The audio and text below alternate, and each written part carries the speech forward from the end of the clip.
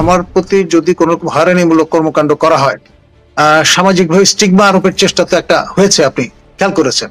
দায় অন্যের, চাপিয়ে দেওয়া হচ্ছে আমাদের। আমি যেহেতু এই সরকার আসার পরে আর্ডেন্ট ক্রিটিক হিসেবে আবির্ভূত হয়েছি, সেই কারণে আপনার এখানে ইনফর্মালি আমি যেটি শুনেছি, জনাব শফিক মহোদয়, যিনি স্পোক্সম্যান, তিনি ক্ষিপ্ত হয়ে আমরা যে 5 জন এই এখন ফোরফ্রন্টে কথা বলছি, আমি, মাসুদ কামাল, পান্না, তারপর আমাদের আবু আলম শহীদ খান কিংবা আজিজ ভাই, আমাদের উপর তারা খড়গহস্ত কিভাবে মেলাইন করা যায় সেই জন্য এই সমস্ত নানান ফন্দি ফিকির আটছেন। বিরুদ্ধে কি হত্যা মামলা নাকি অন্য কোনো মামলা, আসলে কিসের মামলা যদি একটু বলেন? আপনি কি খুনটুন করেছেন? আমি চতুর্থ উপাচার্য হিসেবে পূর্ণ মেয়াদে দায়িত্ব পালন করেছি on deputation from Dhaka university to Begum Rokeya বিশ্ববিদ্যালয় রংপুর। আমি যখন নিয়োজিত হই সেই সময়ে তার প্রাককালে মাঝখানে একদিনের বিরতি, আমি সশস্ত্র বাহিনী পরিচালিত পাবলিক ইউনিভার্সিটি বিউপির প্রথম উপাচার্য হিসেবে দায়িত্ব পালন করছিলাম। তো সেখানে যে সেনা কালচার এবং সংস্কৃতি, সেটি আপনার বেগম রোকেয়া বিশ্ববিদ্যালয়ে যাতে শৃঙ্খলা ফিরিয়ে আনা যায় এবং একটা স্ট্যান্ডার্ড দাঁড় করানো যায়, সেই জন্যই আরো 3 জন সেনা কর্মকর্তা সহ, আমি নিজেও একজন কমিশন অফিসার, আপনি জানেন, আমাদেরকে সেখানে মোতায়েন করা হয়েছে।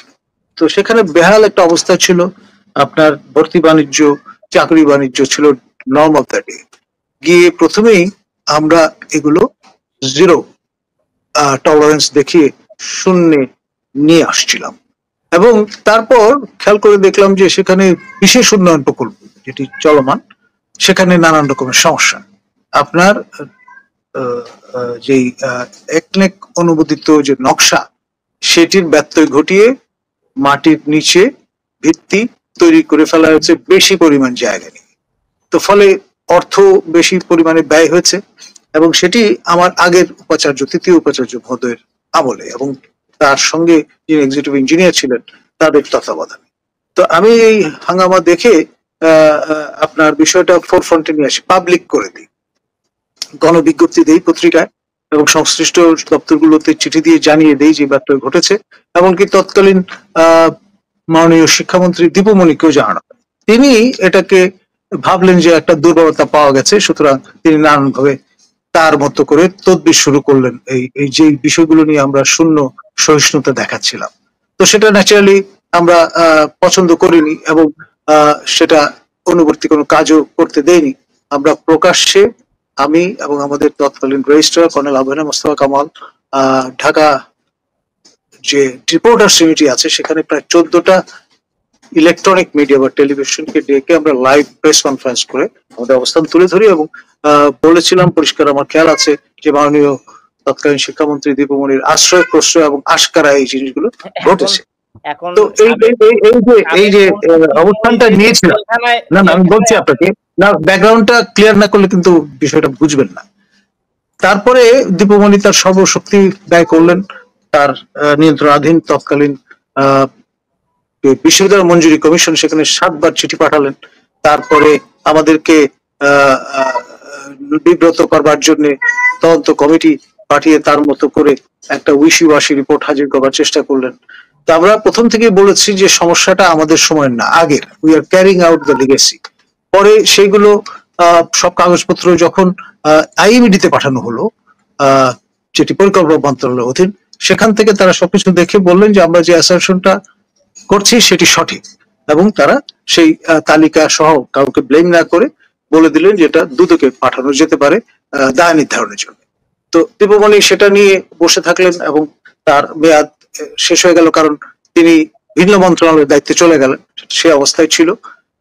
এই ওয়াহিদুদ্দিন মাহমুদ সাহেব যখন উপদেষ্টা হিসেবে দায়িত্ব নিলেন শিক্ষা মন্ত্রণালয়ের, তিনি তখন ওই যে পড়ে থাকা বিষয়টাকে দুদকে পাঠিয়ে দিলেন। দুদকে যাওয়ার পরে গত 10 মাস ধরে তারা আমাদের সঙ্গে কোনো যোগাযোগ নাই, কিছু নাই। হঠাৎ করে একটা ঘোষণা দিলেন যে আপনার এই বিষয়ে এই ব্যাপারে ঘটেছে। আমার তৃতীয় যিনি ভাইস চ্যান্সেলর ছিলেন প্রফেসর নুরুন নবী, আমি, তারপরে যিনি এক্সিকিউটিভ ইঞ্জিনিয়ার ছিলেন যাকে আমরা বরখাস্ত করেছিলাম এইসব ব্যত্যয় ঘটানোর কারণে, এবং ঠিকাদার 2 জনের নামে মামলা রুজুর ঘোষণা দিয়েছেন। এখন ব্যাপার যেটি সেটি হচ্ছে আপনি যদি একটা ডিউ প্রসেসের মধ্যে দিয়ে যেতে হবে। আমার জানা মতে আমাকে কোনো রকমের নোটিফিকেশন না দিয়ে, আমাকে জিজ্ঞাসা না করে এটা হুট করে আপনি ঘোষণা করে দিতে হবে না, ডিউ প্রসেস তো ফলো করতে হবে। এক, দ্বিতীয় যে বিষয়টি সেটি হচ্ছে বলা হচ্ছে যে আমাদের ব্যত্যয়টা হচ্ছে এই যে আমরা ঠিকাদার দুজনের যে জামানতের টাকা সেটি অবমুক্ত করে কাজ চালানোর জন্য দিয়েছিলাম। এখন কেন দিয়েছি? কারণ যেহেতু মন্ত্রী আমাদের সঙ্গে সহযোগিতা করছেন না এবং সেটি প্রকাশ্যে জানান দেওয়া আছে, আমরা উনি টাকা আমাদের এই কাজ বন্ধ করার প্রক্রিয়া করেছি। প্রক্রিয়া করাতে আমরা আমাদের কাছে সরকারি যে টাকা ছিল 18 কোটি টাকা, সেটি কিন্তু সঙ্গে সঙ্গে বাংলাদেশ ব্যাংকের ট্রেজারিতে আমরা জমা দিয়ে দিয়েছি। এখন ইতিমধ্যে ক্রয়কৃত যে উপকরণগুলো ছিল, যে উপকরণগুলো ছিল ইট, সিমেন্ট, বালু, রড, সেগুলো নষ্ট হয়ে যাবে এই বিবেচনায় কমিটির মিটিং করে আমরা সেখান থেকে ছাড় করার ব্যবস্থা করেছিলাম এবং ওই টাকা এখনো তাদের কাছেই আছে। তারা কিছু কাজ করেছেন, কিছু সমন্বয়ের জন্য রেখে দিয়েছেন এবং তাদের কিন্তু আপনার নিয়োজিত রাখা হয়েছে। তারা কিন্তু টাকা নিয়ে চলে যাননি, টাকা তাদের কাছে আছে, আমাদের কাছে না। আমাদের কোনো অ্যাকাউন্টে ব্যক্তিগতভাবে আমরা কোনোভাবেই এর সঙ্গে যুক্ত না। যতক্ষণ প্রতিষ্ঠান প্রধান ছিলাম, প্রতিষ্ঠানের স্বার্থে, প্রতিষ্ঠানের প্রয়োজনে আমরা এই দায়িত্বটি পালন করেছি। এটার সঙ্গে যোগ সাজস, টাকা আত্মসাৎ কিংবা আপনার অপচয়, সেটার কোনো সুযোগ নেই এ ধরনের অভিযোগ উত্থাপন করা। বিষয়টা প্রসিডিওরাল। যেটি বলা হচ্ছে সেটা আমার আগের ভাইস চ্যান্সেলর তিনি 30 কোটি টাকার একটা ঝামেলা করে রেখে দিয়েছেন, সেটা আমরাই আগে বিষয়টা আইডেন্টিফাই করেছি। এবং যদি সত্যি প্রতিষ্ঠার জন্য আপনার নিয়ম শৃঙ্খলার মধ্যে সবকিছু চেষ্টা করা হয়, সেটাকে অ্যাপ্রিসিয়েট করা উচিত। সেটাকে ভবিষ্যতে এই যে দৃষ্টান্তটা তারা স্থাপন করলেন যে কেউ যদি সত্যি কথা বলে, কেউ যদি অনিয়ম তুলে ধরে, সেটাকে স্ট্রেইটেন করার চেষ্টা করে সেটাকে উৎসাহিত করা উচিত। ভবিষ্যতে কেউ দায় নিয়ে তো কাজ করতে চাইবে না। ঠিকাদার প্রতিষ্ঠান যে জামানত রেখেছিল সেই জামানতের অর্থ দিয়ে আপনি এফডিআর করে 4 কোটি টাকা আত্মসাৎ করেছেন কিনা? প্রশ্নই আসে না। I will be the last person to do that. এবং এটা নিয়ম মেনেই আমরা করেছি, যেটা হচ্ছে সেখান থেকে আপনার ব্যাংক গ্যারান্টি নিয়ে তাদেরকে প্রদান করা হয়েছিল কাজটা চলমান রাখার জন্য, যেহেতু মন্ত্রী অসহযোগিতা করছিলেন, কাজটি বন্ধ করে দিয়েছিলেন। না, এফডিআর করা হলো কেন? জামানতের টাকা দিয়ে এই জন্য যে টাকাটা একটু গ্যারান্টিড থাকবে সেখানে, সেটা থেকে তাদেরকে ব্যাংক আপনার অগ্রিম ধার দিয়েছে যাতে তারা কাজটা করে নিতে পারে। মানে ব্যাংক ইজ ইনভলভ, এটা কোনো ব্যক্তিগত অ্যাকাউন্টে কিন্তু যায়নি। সেটাই তো, সেই টাকাটা দিয়ে অগ্রিম টাকাটা বের করে নিয়ে আসার কি কোনো বিধি রয়েছে কিনা? যেহেতু কাজটি চলতে হবে, এটা একটা এক্সট্রাঅর্ডিনারি একটা সিচুয়েশন, আপনাকে বুঝতে হবে। স্বয়ং ক্ষমতাসীন মন্ত্রী যখন অসহযোগিতা করছেন, আপনি তো প্রতিষ্ঠানের জন্য যে উপকরণগুলো ক্রয় করা হয়েছে সেগুলো নষ্ট করতে দিতে পারেন না একজন দায়িত্বশীল ব্যক্তি হিসেবে। Nothing personal. এবং সেই টাকা তারা স্বীকার করেছেন তাদের কাছে আছে, তারা সমন্বয় করে নেবেন। এবং তাদেরকে কিন্তু আমি নিয়োগ দেইনি, আগে থেকেই নিয়োগ দেওয়া হয়েছিল আগের ভাইস চ্যান্সেলর আমলে, এবং তারা এখনো নিয়োজিত আছে। তাহলে বঙ্গবন্ধু স্কলারশিপ নিয়ে অর্থ আত্মসাতের অভিযোগ রয়েছে। আপনি আপনার পছন্দের ব্যক্তিদেরকে বঙ্গবন্ধু স্কলারশিপের প্রশ্নই আছে না। বঙ্গবন্ধু স্কলারশিপের সঙ্গে আমার কোনো সম্পর্ক নেই হোয়াটসঅ্যাপ। এটার সঙ্গে সম্পর্ক যদি থাকে মন্ত্রণালয়ের আছে, প্রধানমন্ত্রী সচিবালয় আছে, আমাদের বেগম রোকেয়া বিশ্ববিদ্যালয়ের সঙ্গে এটার কোনো সম্পর্ক নেই। আপনি কোন ধরনের বিজ্ঞাপন প্রকাশ করেননি, কোনো মানে কোনো সার্কুলেশন না দিয়ে আপনি এই স্কলারশিপের অর্থটি আপনার আমি এই ধরনের প্রক্রিয়ার সঙ্গে কোনোভাবেই আমি এবং বেগম রোকেয়া বিশ্ববিদ্যালয়ে যুক্ত না। আমরা অনেক ধন্যবাদ। আপনার কাছে শেষ প্রশ্ন, ব্যক্তিগত প্রশ্ন শেষ করে ফেলবো। আপনি 340 দিনের ভিসি, কিন্তু 250 দিন আপনি ভিসি হিসেবে বেগম রোকেয়া বিশ্ববিদ্যালয়ে অনুপস্থিত ছিলেন। আমার অন্যায়টা হয়েছে, আমি প্রতিদিন 20 থেকে 22 ঘন্টা কাজ করেছি, উইকেন্ডেও কাজ করেছি প্রতিষ্ঠানটাকে ট্র্যাকে আনার জন্য। আমি যেটি করতাম, দিনের বেলা অফিস করতাম, আপনার রাতের বেলা এসে অফিস করতাম। ঢাকার যে আমাদের অফিস ছিল, এখানে রাত 12টা পর্যন্ত ফাউন্ডেশন ট্রেনিং চলত, সেগুলো তত্ত্বাবধান করে আবার আমি চলে যেতাম, কখনো গাড়িতে, কখনো এরোপ্লেনে। এবং সেটি জন্য বিশ্ববিদ্যালয়কে আমি কিন্তু এই অর্থ সংস্থান করার জন্য পাবলিক মানি খরচ করার কোনো ঝামেলায় ফেলিনি। আপনার রিজেন্ট এয়ারওয়েজ বলে একটি প্রতিষ্ঠান ছিল, সেটি সিও ছিলেন আমার ছাত্র, তখনও পিএইচডি করছিলেন আমার তত্ত্বাবধানে।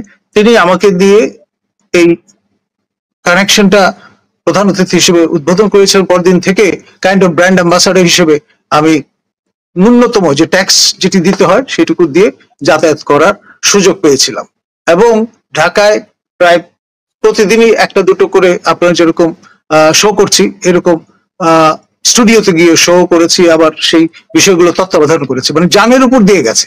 এখন ধরুন আপনি যদি ইনিশিয়েটিভ নিয়ে ট্র্যাকে তোলার জন্য একটা প্রতিষ্ঠানের জন্য উদয়াস্ত কাজ করেন, আর তার বদলে যারা কাজ করছে না তারা যদি এই সমস্ত কথাবার্তা বলার চেষ্টা করে, তাহলে তো এরকম একটা শুভঙ্করের ফাঁকি দেখা দেবে।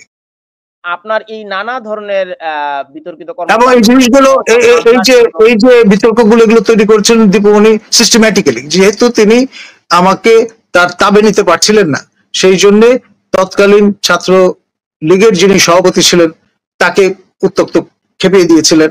তারপরে বঙ্গবন্ধু পরিষদের যিনি সচিব ছিলেন বশির রহমান, তাকে খেপিয়ে দিয়েছিলেন।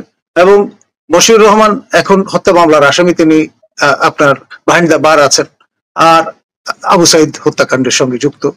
এবং আমি তখনই ইনিশিয়েটিভ নিয়ে তৎকালীন ছাত্রলীগের সভাপতির বিষয়টা নিয়ে থানায় ডায়েরির ব্যবস্থা করেছিলাম, পরে তিনি সেটা আর করতে পারেননি।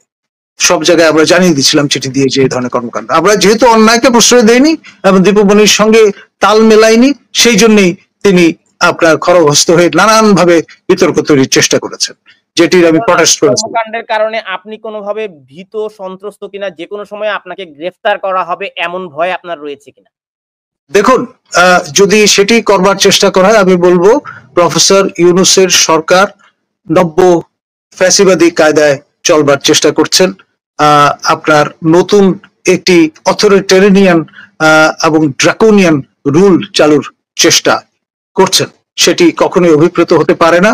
আপনার বিনা দোষে প্রসিডিউরাল ফ্ল ধরে আপনার যদি এই কাণ্ড করেন, তাহলে আমার মনে হয় ইতিহাস তাকে ক্ষমা করবে না। আপনাকে গ্রেফতার করা হলে আপনি সেই মামলাগুলো আইনি বিচারে ন্যায় বিচার পাবেন এমন আস্থা রয়েছে কিনা? ডেফিনেটলি এখানে যেহেতু কোন রকমের ইয়ে নেই, কিন্তু আমি ক্ষতিপূরণ দাবি করব, কারণ আমার প্রতি যদি কোন রকম হয়রানিমূলক কর্মকাণ্ড করা হয়, সামাজিকভাবে স্টিগমা আরোপের চেষ্টা তো একটা হয়েছে, আপনি খেয়াল করেছেন। দায় অন্যের চাপিয়ে দেওয়া হচ্ছে আমাদের। আমি শিক্ষক, আমি তো ইঞ্জিনিয়ার না। যারা ইঞ্জিনিয়ার এই প্রক্রিয়ার সঙ্গে যুক্ত ছিলেন, তাকে আমি যখন দেখলাম যে সমস্যা তৈরি হয়েছে, তখন কিন্তু তাকে বরখাস্ত করে এসেছি। আমি অ্যাকশন নিয়েছি, পিউনিটিভ অ্যাকশনে গেছি। এমন যদি হতো আমি প্রশ্রয় দিতাম তাহলে একটা কথা ছিল, সেটি আমি করিনি। এক, দ্বিতীয়ত হচ্ছে এখানে যে পরামর্শক যারা ছিলেন তারা তো এই বিষয়ে কৃতবিদ্য, তাদের সবার সঙ্গে বৈঠক করে আনুষ্ঠানিক কালেকটিভ ডিসিশন নিয়ে কিন্তু যাবতীয় যা কিছু করা হয়েছে। এই যে আমি ছাড় করার অনুমোদন দিয়েছিলাম, অগ্রিম দেওয়ার ব্যবস্থা করা হয়েছিল এমন একটি সিস্টেমে যে এখানে টাকা নিয়ে কেউ মেরে খেতে পারবে না বা পালিয়ে যেতে পারবে না, পরিষ্কার। আমি যেহেতু উচ্চকণ্ঠ, আমি যেহেতু এই সরকার আসার পরে আর্ডেন্ট ক্রিটিক হিসেবে আবির্ভূত হয়েছি, সেই কারণে আপনার এখানে ইনফর্মালি আমি যেটি শুনেছি, জনাব শফিক মহোদয় যিনি স্পোক্সম্যান, তিনি ক্ষিপ্ত হয়ে আমরা যে 5 জন এই এখন ফোরফ্রন্টে কথা বলছি, আমি, মাসুদ কামাল, পান্না, তারপর আমাদের আবু আলম শহীদ খান কিংবা আজিজ ভাই, আমাদের উপর তার খড়গহস্ত কিভাবে মেলাইন করা যায় সেই জন্য এই সমস্ত নানান ফন্দি ফিকির রাখছেন। এইটি আসলেই আমি মনে করি অনভিপ্রেত, অনাকাঙ্ক্ষিত এবং লজ্জাস্কর একটা বিষয়। ক্ষমতা চিরস্থায়ী নয়, কেউ চিরস্থায়ী ভাবে ক্ষমতায় থাকে না, কিন্তু they should take lesson. Kalimullah ভাই, এখন তো দীপুমণি নাই, এখন কেন মামলা হলো? দীপুমণি তো ওই যে এতদিন পরে একটা মীমাংসিত বিষয়, সেইটাকে আপনি এই নতুন করে ফোরফ্রন্টে নিয়ে এসে, কারণ আমি তো আমার দায়িত্ব মেয়াদ শেষ করে, পূর্ণ মেয়াদ শেষ করে চলে এসেছি, তারপরে আর 2 জন ভাইস চ্যান্সেলর এসেছেন, বিষয়টা এরকম। আর আমার আগে 3য় ভাইস চ্যান্সেলর, তিনিও তো অনেক আগেই তার দায়িত্ব শেষ করে চলে এসেছেন।